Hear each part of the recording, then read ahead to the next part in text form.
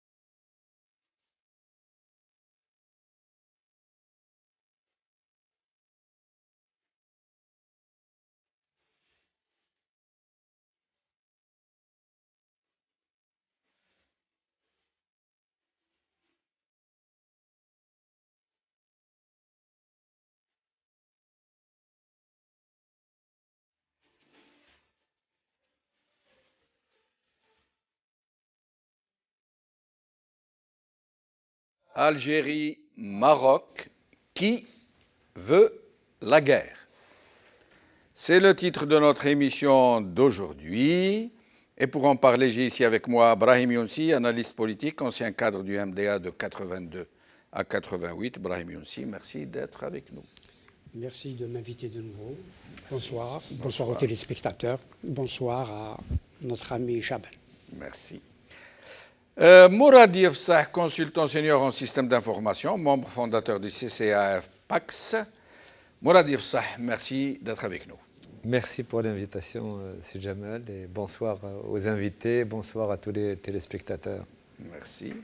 Yahya Bonouar, journaliste qui va nous rejoindre bientôt, et mon jeune confrère Chaban Khassi, journaliste qui va nous faire une courte présentation de la situation. Chaban, merci d'être avec nous. Je vous en prie, Jamaldine. Rebonsoir à nos invités, bonsoir aux téléspectateurs et téléspectatrices. Effectivement, je vais juste revenir sur les faits, vous donner quelques éléments d'information et puis vous laisser débattre. Djemeldine, lundi 1er novembre, donc 3 Algériens qui effectuaient la liaison entre la Mauritanie et l'Algérie ont été tués, paix à leur âme, dans un bombardement. L'attaque donc a eu lieu en plein cœur du Sahara occidental. Le directeur du site spécialisé MENA Défense, Akram Kariev, voilà ce qu'il dit, je cite, les camionneurs algériens ont été tués entre Ain Bentili et Bir Lahlou en territoire libéré par où passe la route entre l'Algérie et la Mauritanie. Fin de citation. Les 2 camions étaient à l'arrêt lorsqu'ils ont été touchés par des tirs d'artillerie provenant du mur de séparation marocain se trouvant à plus de 25 km des lieux. Alors, côté algérien, il y a à la fois une enquête en cours, puisque les autorités ont lancé une enquête pour déterminer les circonstances, et dans le même temps, il y a énormément de réactions, pour ne pas dire, Djemeldine, une surenchère. Voilà ce qu'on peut lire sur l'article notamment de l'APS, relayé avec les informations de la présidence de la République. Qui reprend un communiqué de la présidence. C'est exactement ça. Ce sont les propres termes du communiqué. Exactement, vous faites bien de le repréciser. Le Marzen est de visu, donc apparemment allé loin au point de commettre des crimes atroces et lâches qui ne resteront pas impunis. Toujours selon le communiqué repris par l'APS, je cite, en perpétrant un acte terroriste lâche, le régime du Marzen aura joué toutes ses cartes et confirmé à l'opinion publique internationale ses pratiques relevant du terrorisme d'État. Je continue à citer, plusieurs facteurs désignent les forces d'occupation marocaines au Sahara occidental comme ayant commis un armement sophistiqué, ce lâche assassinat. L'assassinat des 3 ressortissants... Comme ayant commis avec exactement, oui. Avec un armement sophistiqué, donc ce lâche assassinat. L'assassinat des 3 ressortissants, je cite toujours, algériens par un bombardement barbare de leur camion alors qu'ils faisaient la liaison entre Nouakchott-Ouargla dans un mouvement naturel d'échanges commerciaux entre les peuples de la région est une nouvelle manifestation d'agressivité brutale qui est caractéristique d'une politique connue d'expansion territoriale et de terreur. Je continue à citer, l'assassinat des 3 Algériens ne restera pas impuni. Les autorités algériennes ont aussitôt pris les dispositions nécessaires, je vous le disais, pour enquêter sur cet acte ignoble en vue d'élucider les circonstances qui l'ont entouré. On se le disait tout à l'heure, à la fois il y a des déclarations assez importantes et puis il y a à la fois aussi une enquête. Interview d'Abdelmajid Tebboune le 10 octobre dernier, je cite, l'Algérie sait bien ce que coûtent les guerres car elle compte des millions de shuhada, paix à leur âme. Nous sommes un peuple résistant qui ne cherche pas la guerre, mais plutôt la paix. Cependant, celui qui cherche la guerre, celui qui nous agressera, le regrettera amèrement. Fin de citation. Réaction du Maroc. Aucun commentaire officiel des autorités marocaines n'a pu être obtenu dans l'immédiat, mais selon une source marocaine informée, c'est-à-dire méconnue, citée par l'agence France-Presse, la capitale marocaine, Rabat n'entend pas se laisser entraîner dans, je cite, une spirale de violence et de déstabilisation régionale. Je continue à citer, si l'Algérie veut la guerre, le Maroc n'en veut pas, a déclaré donc cette source méconnue, on ne sait pas qui c'est, qui déplore donc des accusations gratuites contre le Maroc. Et un petit point d'actualité, le président de la délégation du Parlement européen pour les relations avec les pays du Maghreb, Andrea Cozzolino, estime que la décision algérienne du non-renouvellement entre le Sonatrach et l'Office marocain de l'électricité et de l'eau potable de l'accord d'approvisionnement en gaz expiré le 31 octobre, eh bien, ce président qualifie de source grave de préoccupation. Réponse de l'ambassadeur d'Algérie à l'Union européenne, Mohamed Hanach, qui a rassuré mercredi que le bloc continental, quant à l'alimentation de l'Europe en gaz, ne posera pas de problème. Merci, Chaban. Donc, je signale au passage qu'il y a une surréaction en Algérie de personnalités politiques, des partis politiques, la presse dans sa quasi-unanimité. C'est quasiment une hystérie des tambours de la guerre et que, curieusement, côté marocain, il n'y a quasiment pas de réaction, si ce n'est celle que vient de dire Chaban, qui a tenu à rester anonyme. Beaucoup de gens se posent la question, pourquoi le Maroc n'a-t-il pas démenti? Pourquoi n'a-t-il pas donné une quelconque information? Certains parlent d'une enquête qui se tiendrait au Maroc pour essayer de savoir le pourquoi du comment. D'autres sources très diffuses, non identifiées, suggèrent que le Maroc attend des rapports de pays amis, probablement les États-Unis, pour un rapport satellitaire de la question. On n'en sait pas plus, mais en tous les cas, force est de constater que côté algérien, c'est l'hystérie, c'est la surréaction. Côté marocain, quasiment pas de réaction du tout. Et je vous laisse en discuter, sauf en vous rappelant peut-être au passage que jamais le risque de guerre n'a été aussi évident, j'allais dire, à Dieu ne plaise.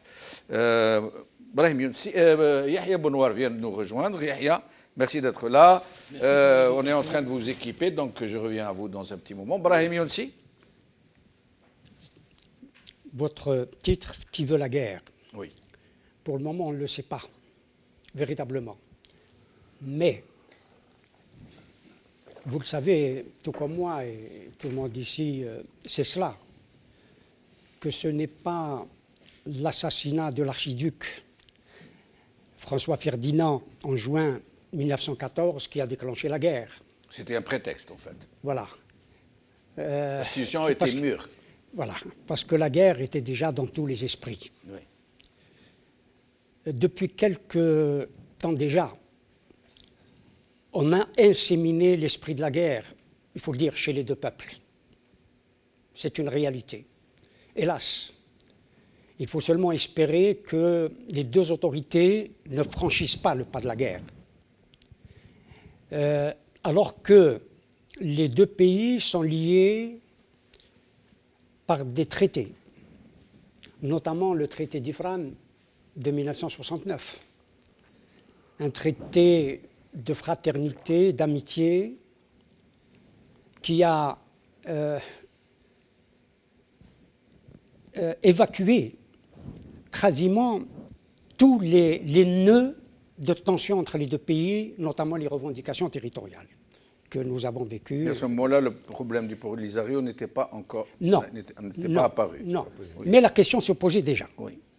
La question se posait déjà. Le Maroc et l'Algérie et la Mauritanie parlaient de la décolonisation du Sahara occidental. Oui. C'était un problème colonial, qu'il fallait se battre auprès des Nations Unies pour décoloniser le Sahara occidental, mais la question ne se posait pas dans les mêmes termes qu'elle s'est posée plus tard. Et les trois pays d'ailleurs, et notamment le Maroc et l'Algérie, qui étaient les moteurs de la construction d'un ensemble maghrébin, d'un ensemble nord-africain, ont signé d'autres accords et d'autres traités en 1970, en 1972, où il était question de réaliser ensemble une intégration économique. Jusque dans les années 80, on avait parlé, et un traité aussi, un accord avait été signé entre Hassan II et Chadli Benjdi à Tlemcen, d'exploiter, ça posait un problème aussi entre le Maroc et l'Algérie, d'exploiter les mines de fer de Rajbelet, par exemple. Je veux dire qu'il y a eu des rapprochements et des rapprochements très importants et très sérieux pendant un certain nombre d'années. Et puis voilà qu'en 1975 se passe cette question, l'évacuation de l'armée espagnole du Sahara occidental, l'occupation populaire, parce qu'il y avait la marche maître des Marocains de ce territoire, et cela a posé un grave problème. Et selon pas seulement les Algériens, il faut dire que c'est l'Algérie qui a réconcilié aussi le Maroc et la Mauritanie.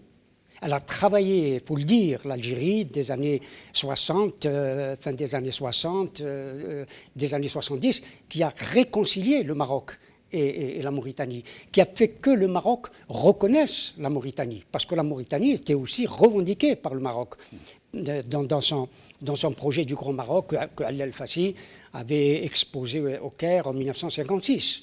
Donc l'Algérie avait joué un rôle, il faut le dire, un rôle d'apaisement entre l'ensemble des composantes du Maghreb dans les années 70, mais cela a abouti à 75, et à 75, malheureusement, l'Algérie, Boumediene avait découvert qu'il y avait un accord de partage du Sahara occidental, ce qui s'est passé après, entre le Maroc et la Mauritanie. Et c'est là où les choses se sont un peu dégradées entre le Maroc et même la Mauritanie. On avait dit plein de choses dans les relations entre le Maroc et la Mauritanie, entre Boumediene et Ould-Dadda, etc., les menaces, etc., etc. C'est dire que cette question aujourd'hui est devenue un point de fixation, oui. Au point où effectivement les esprits aujourd'hui sont gagnés par la guerre. Et c'est la raison pour laquelle il faut absolument que, de mon point de vue, les opinions publiques du Maroc et de l'Algérie, les élites des deux pays en particulier, apaisent la situation parce qu'il risque d'y avoir un dérapage. Et je reviendrai tout à l'heure, je vais laisser mes amis parler, sur les conséquences. Si, à Dieu ne plaise, il y a une guerre. Très bien. Yahya Bouenouarg, donc, qui vient de nous rejoindre. Yahya, merci d'être avec nous. Merci pour l'invitation, c'est toujours un plaisir. Merci. Alors, Yahya, puisque vous avez la parole, le titre, Algérie-Maroc, qui veut la guerre? Avant de répondre à la question, il faut faire la différence entre les faits et les analyses et le diagnostic. Les faits, moi personnellement, je n'accorde aucun crédit à ce que racontent les généraux algériens, le régime militaire algérien, aussi bien à l'intérieur, quand il ment pour emprisonner des militants injustement, que sur le plan extérieur. Il l'a fait, il l'a menti à plusieurs reprises. Ensuite, il y a ce qu'on voit, les images et la vidéo des deux camions. Ce que j'ai vu, ces deux camions brûlés. On voit les remorques qui sont encore là. On ne voit pas d'impact d'obus. Ça ne veut pas dire qu'il n'y en a pas eu. Mais ça ne ressemble pas à des camions qui ont été bombardés, mais plus à des camions qui ont été incendiés. Ça, c'est ce qu'on a. Il y aura des enquêtes. Bien sûr. Et on préfère qu'il y ait des enquêtes indépendantes parce qu'on ne fait confiance ni aux généraux algériens, ni aux Marseillais marocains, bien entendu. Ensuite, pour la guerre, qui veut la guerre? Je pense personne. Pas plus le Maroc que l'Algérie. Quel est le pays qui, aujourd'hui, a besoin d'ennemis à l'extérieur, mais aussi à l'intérieur, pour se consolider, pour détourner l'attention, pour obtenir une adhésion qu'il n'a pas obtenue naturellement, parce qu'il est plus illégitime? C'est l'Algérie, c'est le régime algérien. En face, ils n'ont pas de problème de légitimité, en tout cas pour l'instant, même si nous, Algériens, on n'aime pas trop le Marzen et le monarque et la monarchie. On est plus républicain parce que l'histoire de l'Algérie le fait. Mais celui qui a intérêt à détourner l'attention, c'est clairement le régime militaire algérien. Il le fait aussi bien à l'intérieur, en s'inventant des ennemis qui n'existent pas, en qualifiant de terroristes à peu près tout ce qui bouge. Mais il n'y a rien. On ne voit pas le terrorisme, ça parle de terrorisme toute la journée, ça emprisonne des gens pour terrorisme, mais on ne voit pas le terrorisme. Dans les années 90, il existait, donc ils n'avaient qu'à le montrer. Aujourd'hui, ça ne tient pas, ça ne prend pas, la mayonnaise ne prend pas, parce qu'il n'y a rien de concret. Quoi de mieux que de se tourner vers l'ennemi extérieur? Et puis là, malheureusement, il y a des morts. Est-ce qu'ils sont morts sous des bombardements? Certains ont dit artillerie. Le communiqué laisse entendre drone, puisqu'il parle d'armes sophistiquées. L'artillerie, ce n'est pas sophistiqué. L'endroit, on est très loin de la ligne de front et de confrontation. Donc je ne pense pas que l'artillerie puisse tirer à 25 km avec cette précision, si c'est le cas. Hein. Ce serait beaucoup plus des drones. Pourquoi tirer sur des camions vides? On a vu qu'ils étaient vides, les remorques étaient vides. Donc il y a plein d'éléments qui font que les faits en eux-mêmes, on ne les connaît pas. Il y a deux versions différentes, algériennes déjà, deux versions différentes, artillerie et drone. Ouargla, Nouakchott, puis Tindouf, des itinéraires différents. Et puis, il n'y a pas de version marocaine, on ne sait pas ce qu'il y a. Et de toutes les manières, même s'il y avait la version marocaine, elle ne vaudrait pas plus que celle du régime algérien. Donc, nous, pourquoi ne pas avoir demandé pour l'un et l'autre pays une commission d'enquête internationale? C'est à nous de votre raison que la MINURSO se trouve sur les lieux. Voilà, le seul qui ont réagi, c'est l'état-major mauritanien, qui a fait un communiqué, qui a il s'est rien dit passé ça chez s'est moi. pas passé chez moi. Voilà. Non, Et comme ça s'est pas passé non plus en Algérie, donc ça s'est passé dans la cette zone, partie ce du qu'ils Sahara appellent la zone occupée par le libérée. Polisario. Voilà, c'est la zone qui reste du Sahara occidental. Quand le Maroc a construit son mur, il ne l'a pas mis exactement à la frontière. Donc il a pris, il y avait 10, 15, 20 kilomètres de sable et de cailloux. Une sorte de no man's land. Voilà, il les a abandonnés, il a mis le mur là où il C'est pouvait là où le ça s'est mettre. passé. C'est Les ce qu'ils camions ont disent. dévié la route. La route D'après ne passe Akram pas Khariev, là-bas. qui a le La route site ne passe Mena pas dans Défense. cette zone.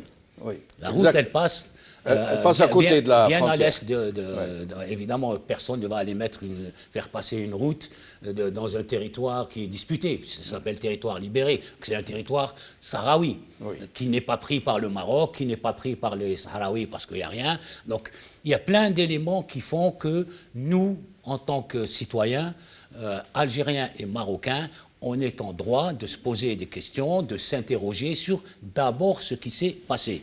Ensuite, une fois qu'on aura ces éléments, voilà, il y a le contexte. Le contexte, c'est ce que j'ai commencé par dire, qui cherche pas la guerre, mais qui cherche la stratégie de la tension. J'en avais parlé ici, sur votre plateau. Absolument. Qui cherche à maintenir en permanence une stratégie de la tension pour étouffer les revendications des gens.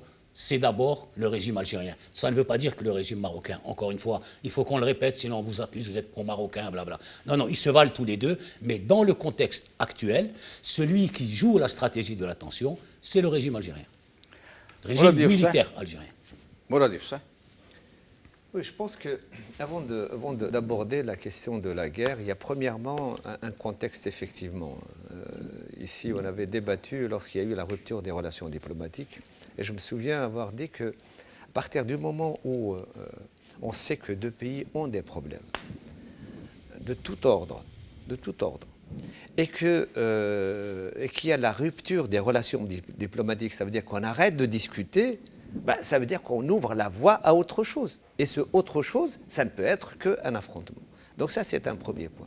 Deuxième point, ce qui vient de se passer, il y a une chose dont on est sûr, c'est qu'il y a eu mort d'homme. Il y a 3 Algériens qui sont décédés.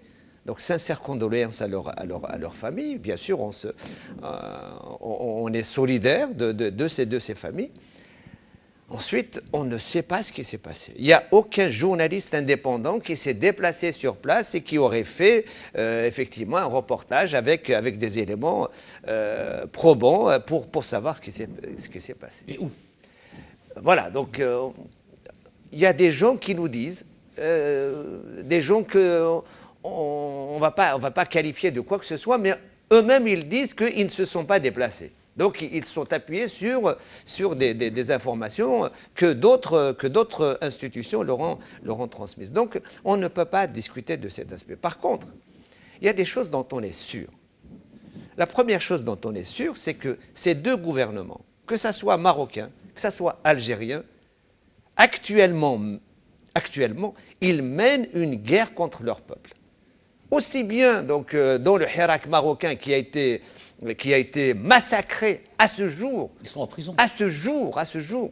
Des dizaines, des centaines donc, de Marocains qui étaient dans le Hirak rifin sont en prison. Sans que les partis, parce qu'ils ont fait des élections, etc., mais personne parmi ces soi-disant partis démocratiques, etc. Ça ressemble étrangement à l'Algérie. Mais c'est pire que l'Algérie, parce qu'en Algérie, il y a des partis qui, quand même, même s'il y a des partis qui participent, malgré ça, tout en participant aux élections, ils dénoncent les élections, etc. On les entend. On n'est pas d'accord avec eux, mais qui dénoncent. Mais là-bas, donc c'est une vraie guerre, que ce soit sur le terrain politique, économique et social. On sait la misère dans laquelle la majorité donc, des Marocains vivent. Mais la même chose en Algérie.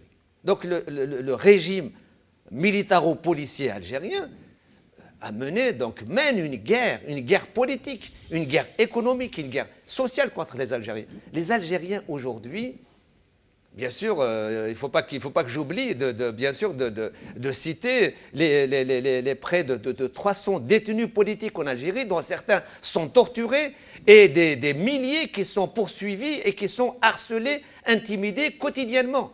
Donc, et pour la simple raison, c'est qu'ils ont manifesté pacifiquement et réclamé, bien sûr, de dire leurs mots dans leur propre pays. Donc ça, c'est une chose évidente et elle est établie et on n'a pas besoin d'enquête internationale pour le dire. C'est pour situer la nature de ces deux régimes. Ces deux régimes ne sont pas soutenus par leur peuple. Ces deux régimes, si on regarde un peu ce qui se passe, c'est que c'est vrai que le régime marocain, avec le soutien dont il bénéficie de la part de l'impérialisme américain, et bien sûr de son agent, de son valet qui est Israël. Israël est un pays qui est au service des Américains. C'est peut-être l'inverse, non? Non, pas du tout, pas du tout. Sans le budget américain, Israël ne vaut rien. Rien. Ne peut rien faire. Je nuancerai, mais ce n'est pas le sujet. Absolument. Non, mais tous les connaisseurs, les connaisseurs donc, de ce pays, les propres, je dirais, experts israéliens eux-mêmes, hein, et il suffit donc... Bon, mais c'est pas le sujet. La question que je voudrais juste juste terminer par deux mots. Donc, il y a effectivement une période dangereuse dans laquelle nous sommes. Il y a un affrontement sur, je dirais, le partage de l'Afrique. Il y a une sorte, ce n'est pas une conférence internationale de Berlin de 1885, mais maintenant c'est sur le terrain de l'affrontement. La Chine essaye d'occuper une place. La Russie essaye d'occuper une place. Les États-Unis essayent de prendre une place. La France essaye de garder une partie des places qu'elle a acquises et chacun essaye de pousser ses pions.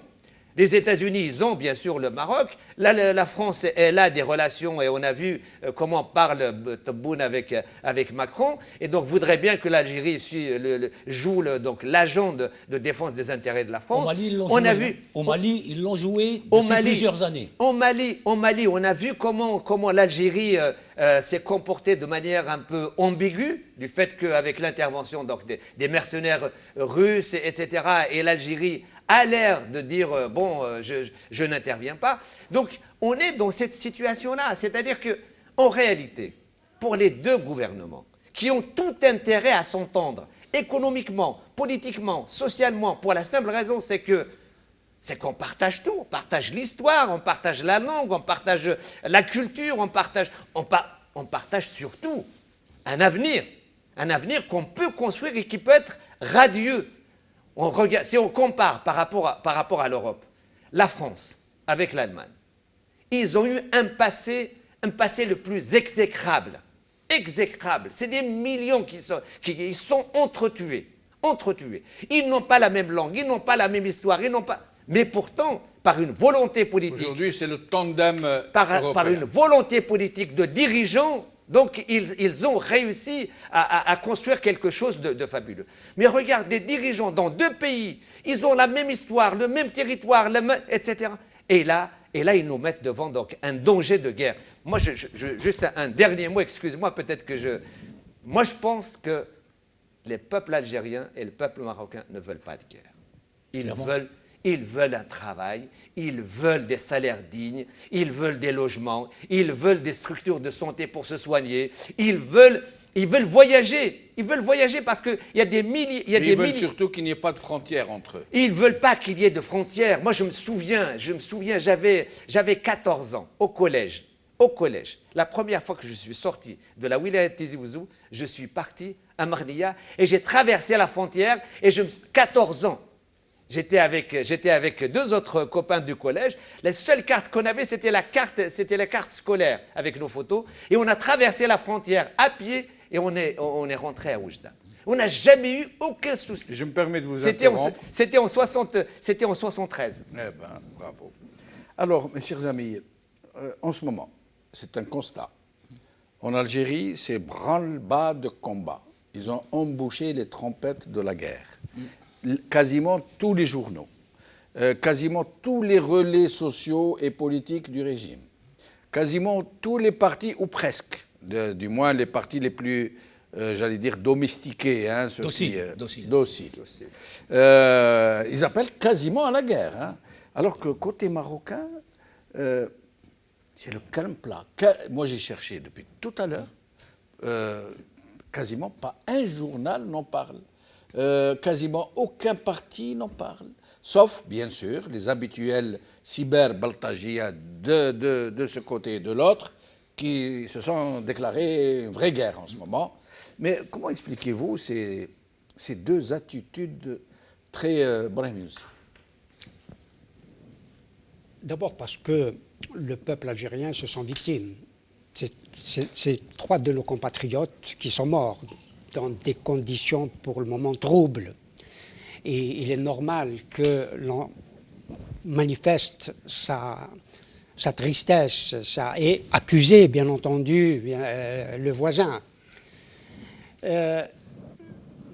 C'est pour ça que je disais tout à l'heure que l'esprit de la guerre est visible, qu'on le veuille ou non. Il est visible, cet esprit de la guerre. C'est vrai que les deux peuples, à un moment donné, prétendaient, espéraient, travaillaient même à ce que les deux peuples, les deux pays soient un peuple, un seul peuple, que l'intégration dans tous les domaines se fasse, économique, politique, diplomatique, etc., etc. Malheureusement, cette intégration ne s'est pas faite, alors que nous la préparions depuis le début des années 60, indépendamment de ce qui s'était passé.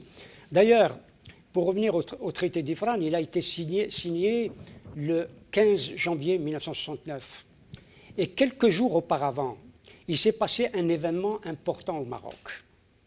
C'est que le Maroc avait récupéré, l'Espagne avait rétrocédé l'enclave d'Ifni au Maroc, qui était sous domination espagnole pendant 15 ans, après l'indépendance du Maroc. Et l'Espagne avait aussi rétrocédé à Tarfaya seulement en 1958. Et il y a encore des territoires marocains qui sont sous domination espagnole. C'est dire que les choses sont très lourdes au Maroc en matière d'occupation de territoire. Sauf que, comme le disait tout à l'heure Mourad, le Maroc ne permettait pas que sa population, sa presse, les hommes politiques, les partis politiques, etc., s'expriment ou apportent une nuance à la position du Makhzen sur la question du Sahara occidental. Il faut dire que, par exemple, il y avait l'organisation elle-même. J'ai connu un certain nombre de ces responsables, notamment Abraham Sarfati, Raymond Benaïm, que je n'ai pas connu, c'est Sion Assidon, qui ont été, je ne sais pas pour ce qui est de Raymond Benaïm, mais en tout cas pour Abraham Sarfati et de Sion Assidon, ils ont été, et d'autres, ils ont été enfermés à Tasmart pour avoir simplement évoqué l'indépendance de ce territoire. C'est dire que cette question-là était une question sacrée pour Hassan II à l'époque et pour le Makhzen en particulier. C'est sacré, c'est intouchable, c'est un territoire et personne à l'intérieur ou à l'extérieur du Maroc ne pouvait dire que ce territoire était autodéterminé. Est-ce que nous ne dévions pas un peu de oui, peut-être. sujet d'aujourd'hui? Non, peut-être. Ce que je veux dire, c'est que cette question-là est devenue sacrée. Oui, mais il explique justement le fait que la presse marocaine, etc., n'a pas réagi. Je pense que c'est une explication. Oui, je pense absolument. qu'il a tout à fait raison. Effectivement, ce n'est pas dévié, non, je ne crois pas. C'est dire que nous parlons le poids de cette ambiance de guerre, oui, c'est cela. surtout venant du côté algérien, qui ont embouché les trompettes de la guerre de façon très claire, très agressive, très violente. C'est ce qu'on aimerait comprendre. Oui. Ça veut dire sans aller à revenir sur ces sempiternels sujets qui fâchent. Non. Qu'au lieu d'appeler peut-être à l'apaisement, peut-être que nous allons contribuer encore plus à l'ulcération et à une certaine forme de non, je fixation. ne le vois pas sincèrement. Non, je des... crois qu'il faut faire confiance dans l'intelligence des gens pour comprendre une situation. Une situation, on la comprend quand tous les puzzles sont mis en place. C'est pas, à mon avis, c'est en épurant les choses, en faisant comprendre les raisons pour lesquelles il y a des fixations, etc., qu'on appure les situations, à mon avis. Il faut que les gens comprennent ce qui se passe vraiment. Voilà. Mais autrement, c'est qu'il y a 3 victimes algériennes. Les Algériens sont peut-être, comme vous le disiez tout à l'heure, en transe, entre guillemets, parce que c'est 3 compatriotes qui dans des conditions, je le dis... Jusqu'à preuve du contraire, puisque le communiqué de la présidence lui-même reconnaît qu'il y aurait des facteurs qui indiquent que c'est le Maroc et que l'enquête est en cours. Est en cours, absolument. Donc pourquoi accuser le Maroc de accuser le Maroc? Voilà. Oui, en ce qui concerne les médias, et pour le coup des deux pays, comme d'habitude, ils obéissent aux ordres. Ce sont des médias qui sont à la botte, soit des généraux, soit du Marsen. Et la réaction des médias, elle est exactement identique à la réaction des dirigeants. Une hystérie d'un côté, puis un silence total. Là, vous avez commencé, pourquoi les Marocains ne disent rien? Ni le Marsen, ni les médias. Et chez nous, c'est l'exact inverse. Le régime qui accuse à tout va et les médias qui sortent les tambours de la guerre. Donc on est dans des situations classiques. Là, c'est un sujet dangereux et délicat parce qu'on parle de guerre quand même, c'est pas rien. Mais avant, c'était la même chose. Quand il s'agit d'attaquer la France, ben, les médias, ils sont aux ordres. Quand il s'agit d'attaquer le Maroc, mais pas à ce niveau-là. Quand il s'agit... Enfin, voilà, les médias, le régime désigne... Quand il s'agit d'attaquer les hirakistes, le régime désigne la cible et les médias à vos ordres, mon général, pareil à vos ordres, le Marsen. Donc les campagnes d'information, de désinformation des deux côtés, parce que quand le Marsen était en mauvaise position, justement à cause du Hirak il y a quelques années, immense campagne dans les médias contre l'Algérie qui devient l'ennemi. Voilà. Des deux côtés, c'est pareil. Mais arriver à ce niveau-là, d'abord une rupture des relations diplomatiques, une interdiction du survol de l'espace aérien algérien par les avions économiques, c'est-à-dire pour les passagers. Et puis aujourd'hui, un déclic, un événement qui arrive comme ça pour mettre le feu. Tout ça, c'est trop clair pour être honnête. C'est pour ça qu'il faut attendre. Et je vais revenir un petit mot sur ce qu'on disait tout à l'heure. Vous avez utilisé le mot Yefsah aussi. Les deux peuples frères, il n'y a pas de peuple. On est un seul peuple. Qui ici peut faire la différence entre un jeune Marocain de 20 ans et un jeune Algérien de 20 ans? Également entre un jeune Algérien Tunisien de 20 ans. Personne. Ils s'habillent de la même manière, ils écoutent la même musique, ils ont les mêmes rêves, ils supportent les mêmes clubs de football. On est un même peuple. Donc il ne s'agit même pas de guerre entre deux peuples frères, il s'agit d'une guerre interne. Bien sûr. Donc c'est pour ça qu'il n'y aura pas de guerre, sauf si les généraux sont totalement absurdes, mais je pense que quelque part, il y a un moment où il faut se calmer, parce qu'il y avait Hassan II, en 83 ou 4, était invité par la célèbre émission 7 sur 7, qui était animée par Anne Sinclair. Et elle lui avait posé la question directement, y a-t-il un risque de guerre entre le Maroc et l'Algérie? Et il avait répondu, je me souviens très bien, je l'ai gardé en tête, je ne fais pas une guerre que je ne suis pas sûr de gagner, et les Algériens non plus ne peuvent pas faire la guerre qu'ils ne sont pas sûrs de gagner. C'est la guerre éternelle entre l'Algérie. C'est un peu Iran-Irak. Ils se sont autodétruits, puis à un moment, ça s'est arrêté. C'est absurde, une guerre entre l'Algérie et le Maroc. Il y a deux régimes qui ont des problèmes et qui, écoutez, dans l'histoire, je crois qu'il y a plein d'exemples dans l'histoire. Beaucoup de révolutions ont été avortées par une guerre. Quand il y a une révolution qui est en cours, le meilleur moyen pour la bloquer, c'est une vraie guerre. Et plus personne ne parle de la révolution parce que tout le monde va se mettre le patriotisme, le nationalisme, l'amour du drapeau, l'hystérisation. Voilà. Mais il n'y a pas d'éléments, il n'y a pas d'intérêt. La guerre pour aller quoi? Pour faire quoi? Pour gagner quoi? Généralement, quand on fait une guerre, on met un objectif, on veut prendre des territoires, on veut prendre des puits de pétrole. Il n'y a rien du tout. Le pétrole, il est à nous, les Marocains ne le contestent pas. Il y a l'histoire du Sahara occidental, mais elle n'est ni à nous. Nous, on considère qu'elle n'est pas aux Marocains. Les Marocains pensent que c'est à eux, mais en tout cas, ce n'est pas à nous. On ne va pas aller faire la guerre pour un territoire qui n'est pas nôtre. On peut soutenir la cause si on estime qu'ils sont victimes, mais on ne va pas faire la guerre pour quelque chose qui ne nous appartient pas. Donc il n'y a aucune raison concrète, réelle, pour faire la guerre entre un même peuple. Vous voulez terminer? Oui, il est sûr. Je suis rapidement, d'accord parce que le tour de micro... avec ce qui vient d'être dit, à savoir que quand il y a une révolution, et la révolution française de 1789 a connu cela, et qu'on a failli... 1870. Oui, mais oui, ils ont mais fait surtout, la guerre à l'Allemagne. Oui, mais surtout 89, où ou parce que la révolution a commencé en 89. Dès que la révolution a commencé, en France, on a essayé de faire la guerre à l'Autriche, notamment parce que la reine Marie-Antoinette était autrichienne. C'est bien sûr, plus tard, c'était évident. Oui, en 1970, ils ont fait la guerre à l'Allemagne. L'affirmation de Yahya, il n'y aura pas de guerre, c'est pas possible. Moi, je ne suis pas d'accord avec ça. On va en faire une thématique interne. Alors, d'après vous, Morad Ifsah, l'affirmation de Yahya, il n'y aura pas de guerre, vous pensez que nous pourrions nous passer de cette guerre qui plane au-dessus et que peut-être souhaitent certains milieux? Vous pensez qu'on peut en faire l'économie? Moi, je pense que la question elle est très intéressante parce que on veut faire l'économie. On ne veut pas de la guerre. On est contre la guerre parce que la guerre, c'est la barbarie. La guerre, c'est la barbarie. D'autant plus avec tout ce qui a été dit par Yahya, par Brahim, tout à fait d'accord. Donc, à l'origine du mouvement national, c'était pour construire je dirais un État nord-africain.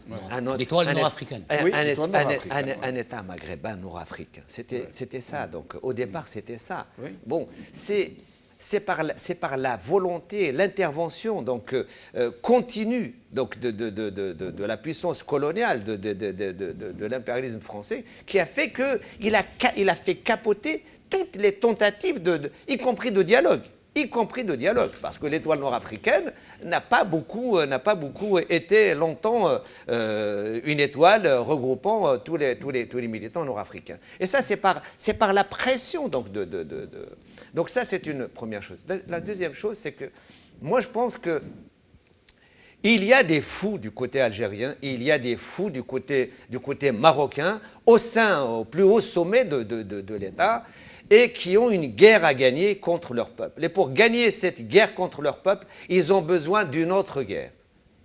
Et c'est ça, en réalité, le piège qu'il faut éviter. Et c'est pour ça qu'à mon avis, nous devons adresser un appel à tous les citoyens algériens, à tous ceux qui sont engagés. Avant d'en arriver à l'appel, je me permets de vous interrompre. Pourquoi renvoyer les deux systèmes dos à dos, alors que pour le moment, on n'a pas encore prouvé que c'est le Maroc qui a bombardé et que pour le moment, ceux qui appellent à la guerre, c'est plutôt le côté algérien. Je le dis, ça veut dire que c'est bien facile de renvoyer dos à dos, mais en la circonstance, il y a un bombardement qui a coûté la vie à 3 Algériens. La question est beaucoup plus compliquée que ça. Moi, je considère, c'est une question factuelle dont on doit traiter. Tout à fait. Au lieu d'aller dans moi, je considère, par exemple, la normalisation des relations diplomatiques avec Israël. Permettre au Premier ministre israélien, à partir donc de la capitale marocaine, de menacer, ministre des Affaires étrangères, de menacer l'Algérie, c'est plus qu'une déclaration de guerre. C'est plus qu'une déclaration de guerre. C'est très important. La politique, c'est pas seulement des mots. La politique, c'est pas des mots. Deuxième élément aussi qui est très important. Lorsqu'ils sont intervenus sur la question du MAC, au niveau donc d'une institution, même s'ils ont à un moment donné démenti, etc.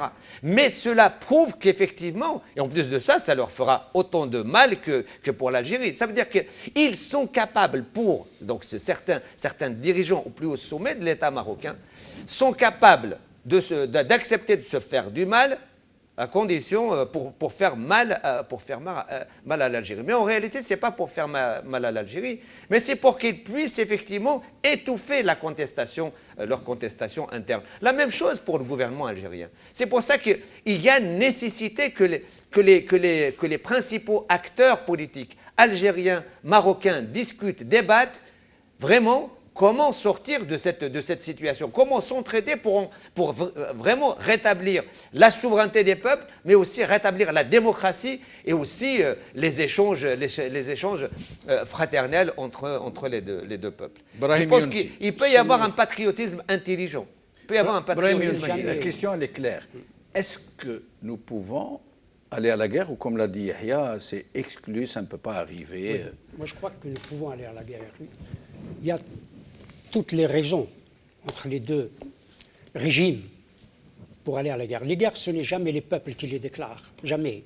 Bien sûr, on peut toujours dire que le peuple algérien et le peuple marocain sont des frères, tout nous rassemblent, tout nous réunit, etc. Mais il y a deux régimes. Deux régimes qui sont, si j'ose dire, en guerre médiatique, verbale, depuis très longtemps. Pour les Marocains, le régime algérien, et je lis ça 1000 fois, est un régime bureaucratique et militaire.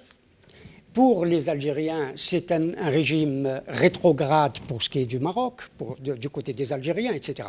C'est-à-dire que l'esprit de la guerre est là. Et puis, il y a une raison, j'allais dire, concrète.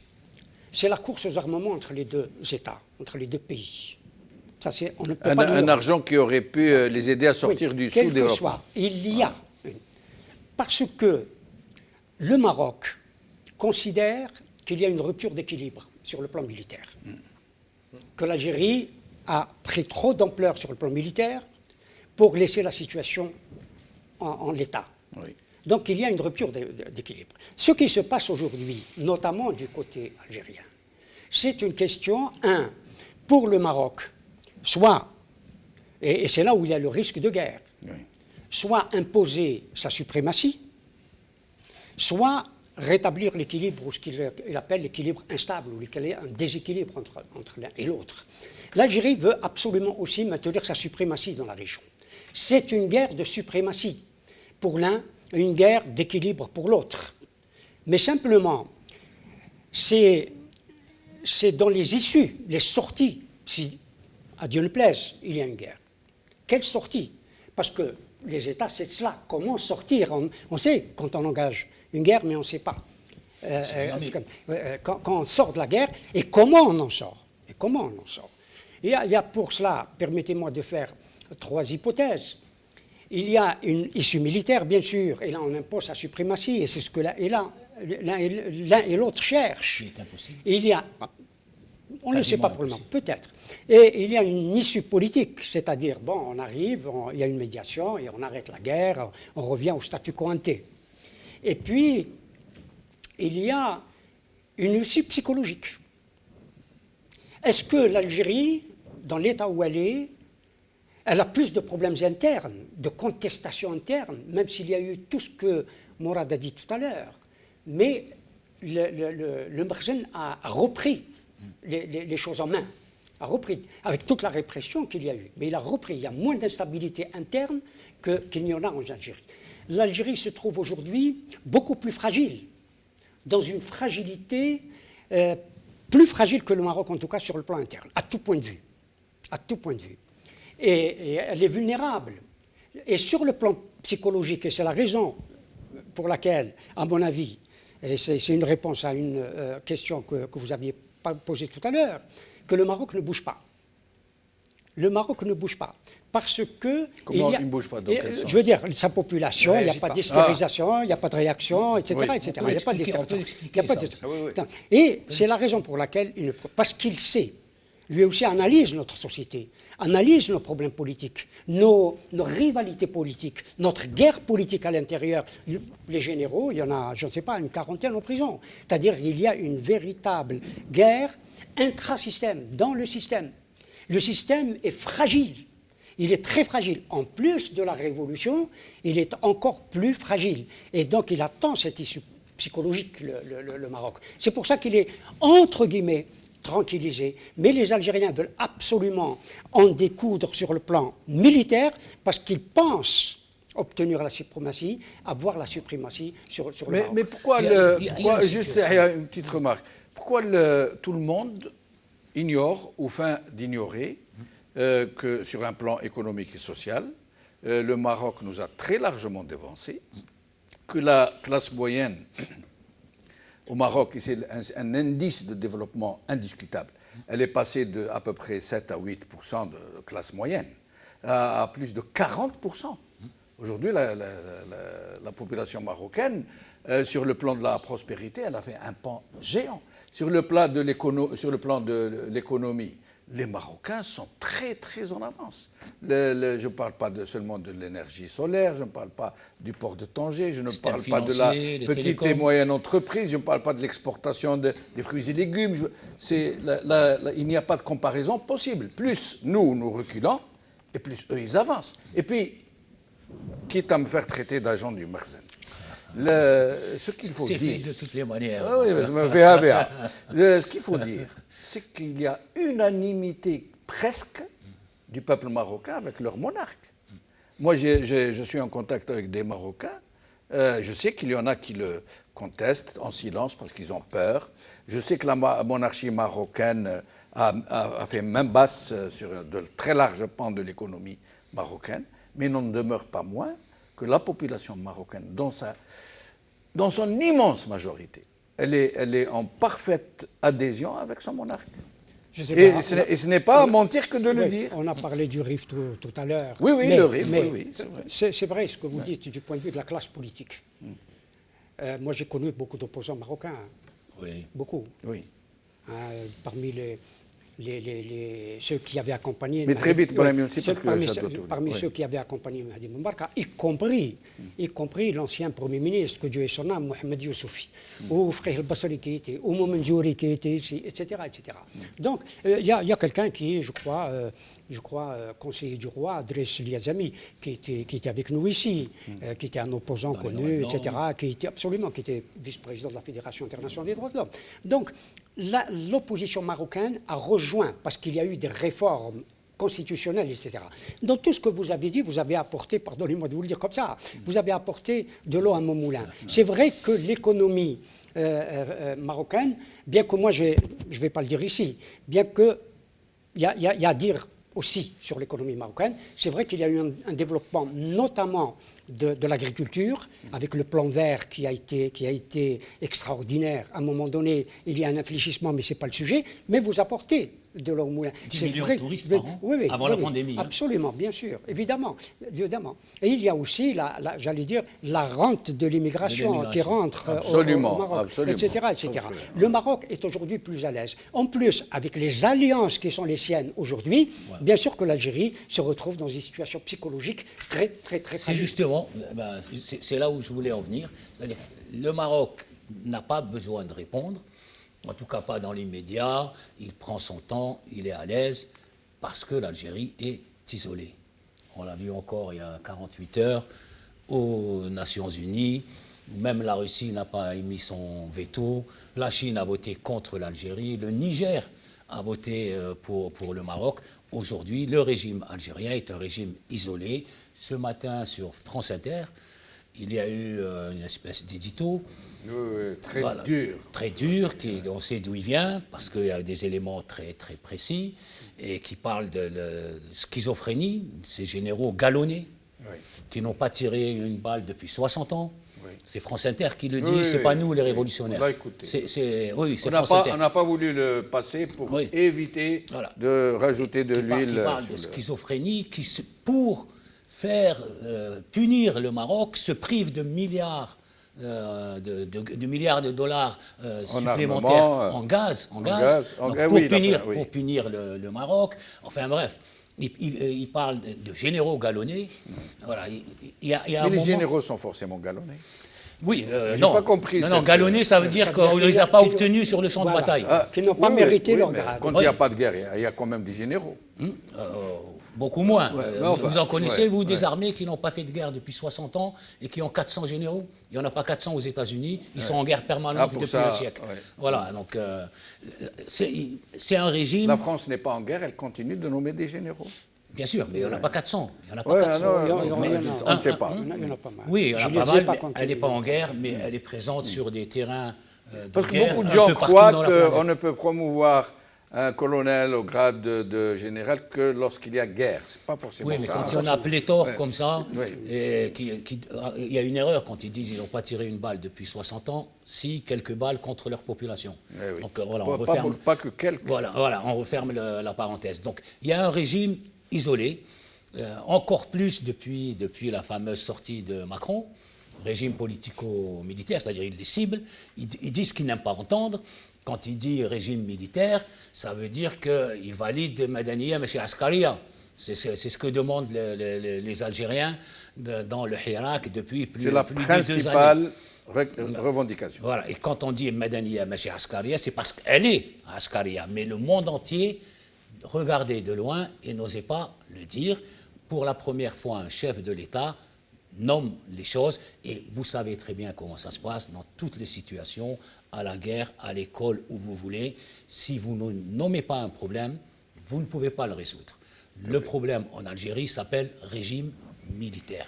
Il faut le nommer. Si on a peur de nommer l'adversaire, comment on va combattre un adversaire alors qu'on a peur de le désigner et de le nommer? C'est ce que n'aiment pas les généraux et qui l'ont compris et qui font la guerre à Madaniya Machi Askaria depuis Gaïd Saleh, qu'il a cité dans plusieurs discours, dans la revue Le Jish à plusieurs fois, et Shengriha aussi. Dites ce que vous voulez, sauf Askaria, parce que c'est le nœud du problème, c'est le cœur du problème, c'est le problème de l'Algérie depuis l'indépendance. On revient au Maroc. L'Algérie est affaiblie diplomatiquement.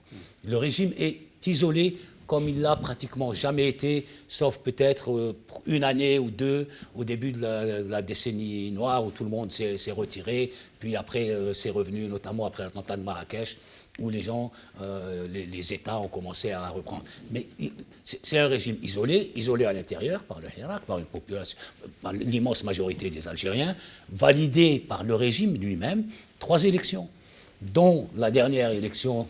C'est eux qui ont donné les chiffres, hein, moins de 20% de participation selon leurs propres chiffres. On peut les diviser par 2 ou 3, mais selon leurs chiffres, il n'y a pas 80% de la population ne les suit pas, ne les écoute pas, ne les entend pas, faites ce que vous voulez. Et puis, l'isolement à l'extérieur, l'illégitimité à l'intérieur, le rejet par la majorité de la population, et puis ce qu'on oublie, et qui est en train d'arriver, c'est la crise économique et sociale, qui frappe de plein fouet des millions d'Algériens qui n'arrivent plus, non pas à terminer leur fin de mois, mais les fins de demi-mois. Et avec conséquences graves, des milliers qui se jettent à la mer pour rejoindre l'Europe. Ça aussi, c'est dramatique. Des images aussi dramatiques quand on voit 3 cadavres flotter, 3 cadavres d'Algériens flotter dans la Méditerranée, c'est aussi dramatique que 3 cadavres dans le Sahara, bombardés ou incendiés ou qu'importe. C'est la même chose.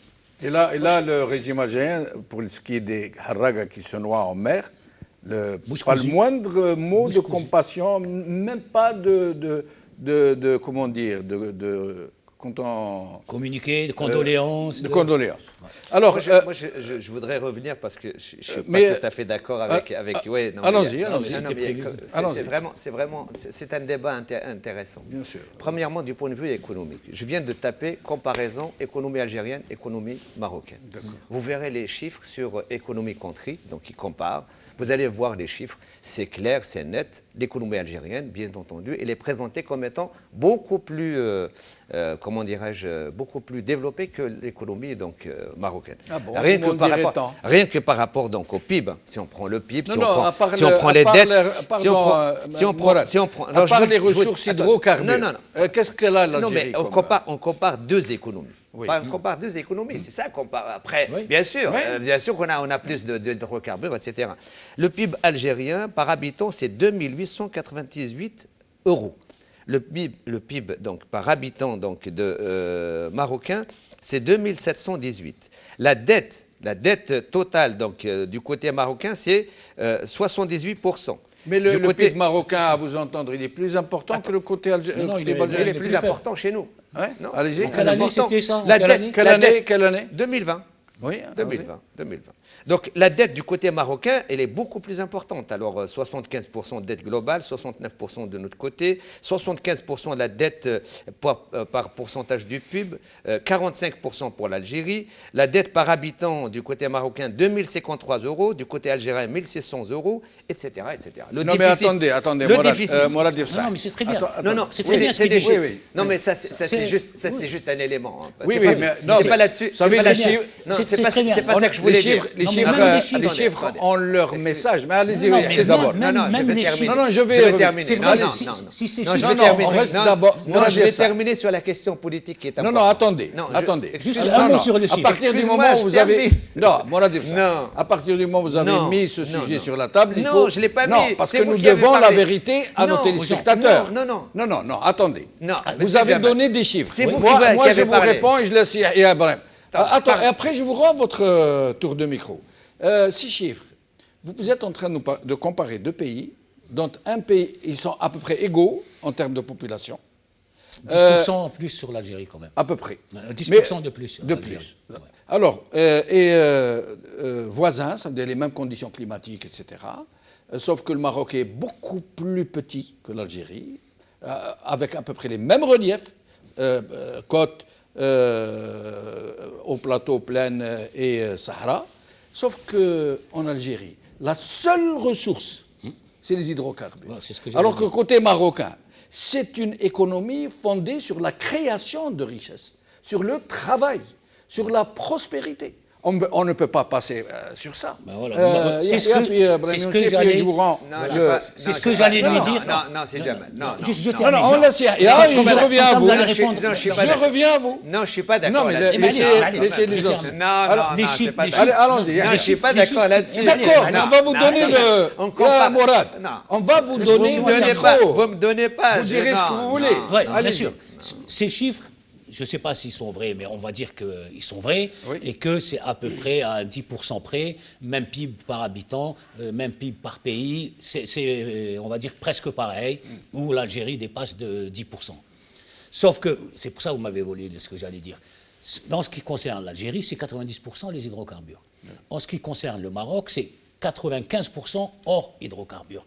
Agriculture, tourisme, industrie, pêche, transformation, richesses. voilà, création. Donc c'est une économie diversifiée, multiple, alors que la nôtre ne repose que sur une ressource qui est naturelle.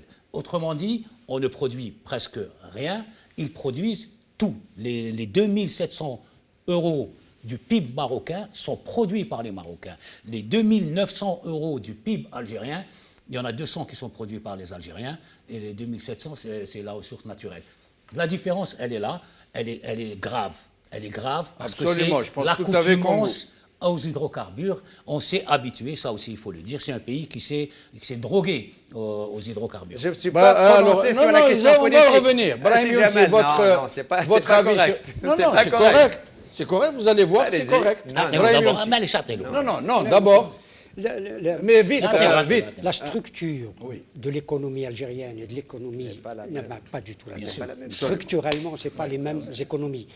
C'est À vrai l'origine, que- elles étaient pareilles. Oui, Non. c'est vrai que... À l'indépendance, oui. C'est vrai que... Allons-y. Même pas. Brahim Younsi, puis on va donner la Le Maroc réponse. C'est vrai que- avait une classe bourgeoise Non, il est fini, nationale Brahim Younsi, je vous qui donne la allait les parole moyens de à production. Mourad Efsa. C'était pas le cas de Brahim l'Algérie. Younsi. C'est pas du tout la même chose. La différence fondamentale et essentielle pour moi entre l'économie marocaine et l'économie algérienne, c'est que l'économie marocaine est entrée dans un système de production. Elle a une production. Ce qui fait défaut à l'Algérie, l'économie marocaine, il est vrai, sur le plan agricole en particulier, Ah oui, ils sont il est exportateur, ce qui n'est pas notre cas. Ils ont développé considérablement avec un système agricole que je récuse.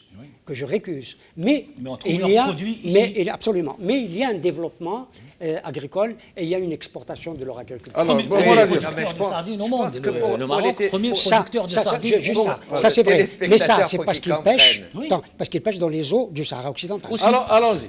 Pour que le téléspectateur comprenne, on compare deux pays qui sont totalement différents. Ah non, tout à l'heure, on disait qu'on était frères.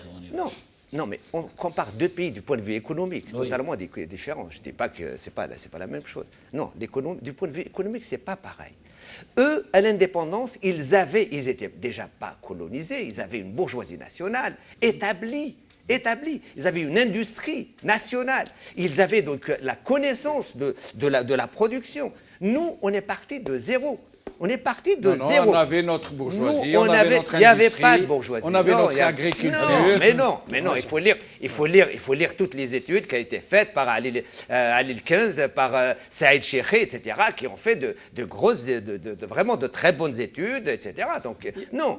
Alors, il y avait des bourgeois, mais pas de bourgeoisie. Non, il n'y avait pas, il y avait rien, il y avait quoi? Bon, non, il n'y avait rien. Non, il y avait rien. Il n'y avait pas grand-chose. Ça, c'est une deuxième aspect. C'est vrai que nous, on avait une économie planifiée, fermée aux pénétrations donc de l'investissement étranger, et eux, ils avaient une économie ouverte. Aujourd'hui, s'ils ont de bonnes relations et s'ils sont sous le parapluie des États-Unis, c'est parce que les États-Unis font ce qu'ils veulent au Maroc. Ce n'est pas le cas. L'Algérie, aujourd'hui, elle est isolée à l'échelle internationale parce qu'à ce jour, elle ne laisse pas la pénétration de l'investissement donc des pays comme les États-Unis, etc. Elle protège ses ressources. C'est une... Pour moi, à mon avis, pour le pillage national. de mon point de vue, c'est un point de vue. Après, ça se discute. Il faut une émission de 3 heures pour discuter de ça. J'ai des éléments factuels à donner sur cette question-là. Mais c'est pas là-dessus que je voulais débattre, que je voulais intervenir, mais c'est sur la question de la guerre. Moi, je pense qu'effectivement, avec ce qui s'est passé auparavant, avec la déclaration unilatérale des États-Unis qui s'est mise du côté du Maroc, avec l'implication d'Israël, je pense que le gouvernement marocain pense qu'il peut profiter de cette situation pour donner un coup à l'Algérie. C'est un point de vue personnel. Et je pense que ce qui s'est passé, c'est une provocation. Et aujourd'hui, il se tait parce que il a fait ce qu'il a à faire. Il attend qu'effectivement, il y ait quelque chose. Je pense qu'il y a un risque. Il y a un risque fort. Non, mais donc, vous fondez une démonstration sur une pure spéculation. Non, qui vous dit que c'est le Maroc qui est derrière ça? Qui vous dit non, que le Maroc veut la guerre? Ce que je dis, c'est pas de la spéculation. Ouais. Les États-Unis ont décidé contre les lois internationales d'accorder le territoire du Sahara occidental au Maroc. Non, ça c'est Trump. Ça c'est Trump. C'est les États-Unis. Biden n'est pas revenu dessus. Biden n'a pas tellement le choix. Biden est là-dessus. Donc ça c'est factuel. Non, c'est pas une spéculation. Deuxième chose, Israël intervient directement au Maroc contre l'Algérie. C'est factuel.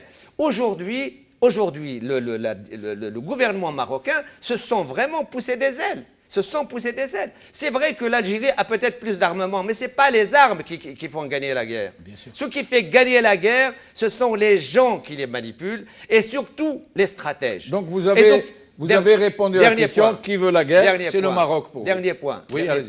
Moi je pense qu'il y a un danger. C'est même pas une question du Maroc. Celui qui veut la guerre, c'est les États-Unis, c'est la France. Parce qu'ils ont des intérêts. Pourquoi ils voudraient la guerre?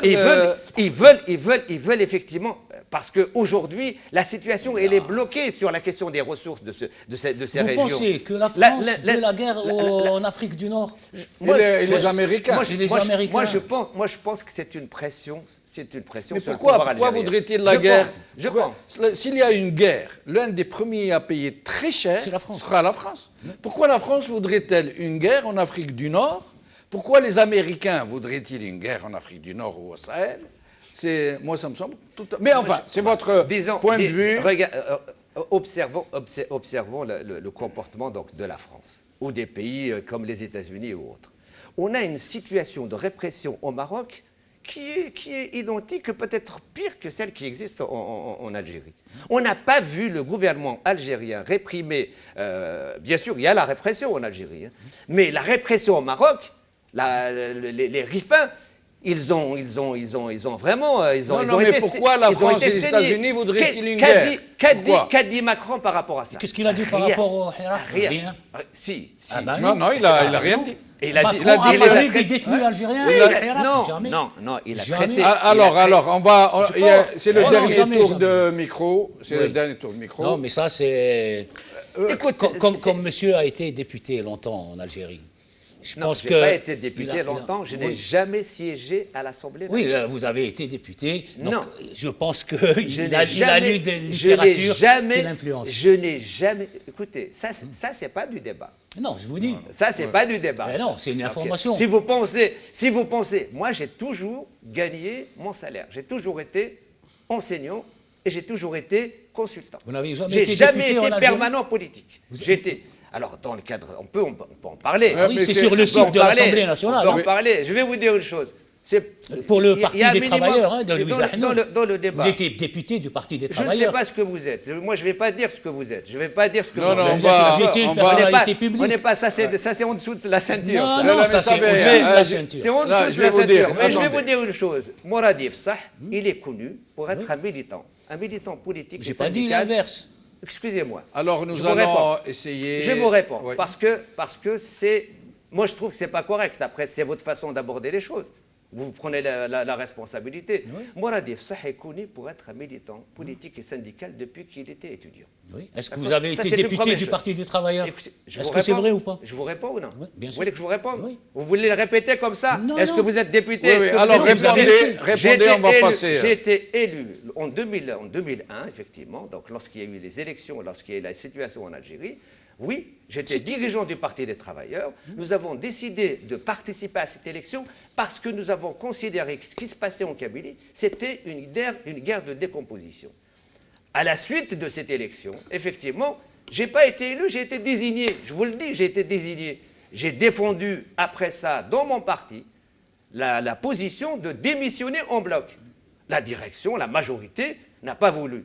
Suite à cela, j'ai démissionné. Depuis 2002, je n'ai plus été membre du Parti des travailleurs, alors que je suis membre fondateur du Parti des travailleurs. Et nous j'étais allons- membre de eh la ben, merci direction pour votre de réponse. l'organisation, Merci. l'OST, qui a donné naissance au Parti des travailleurs. Merci, Donc merci, je ne merci, suis plus, merci. je ne suis plus membre du Parti des travailleurs depuis 2002. Merci. Alors nous allons Monsieur- passer... Bon, vous voyez, non, je vous mais ai on a- donné, on va arrêter je vous ai parce- donné Non, non, l'occasion non, de... non, de- non, mais C'est pas- bon, c'est- votre c'est un attention est échange. haute. C'est Ah un oui, échange jugez comme pas un mon autre. attention. C'est un échange comme un autre. Nous allons passer à autre chose. Et de toute façon, c'est le dernier tour de micro. Vous allez Déjà. avoir à peine 2 minutes chacun. Ça passe vite. hein. Ça passe vite. Hein. Ça prouve Surtout que quand on débat. Ce sont des émissions intéressantes Ouais, ouais. par des invités intéressants. Donc c'est normal. Alors, dernier tour, vous allez avoir chacun 2 minutes à peu près. Qu'est-ce qu'il faut faire pour éviter que la situation ne dégénère gravement au point où elle ne pourrait plus être rattrapée, si tant est que c'est probable? Brahim Youssi.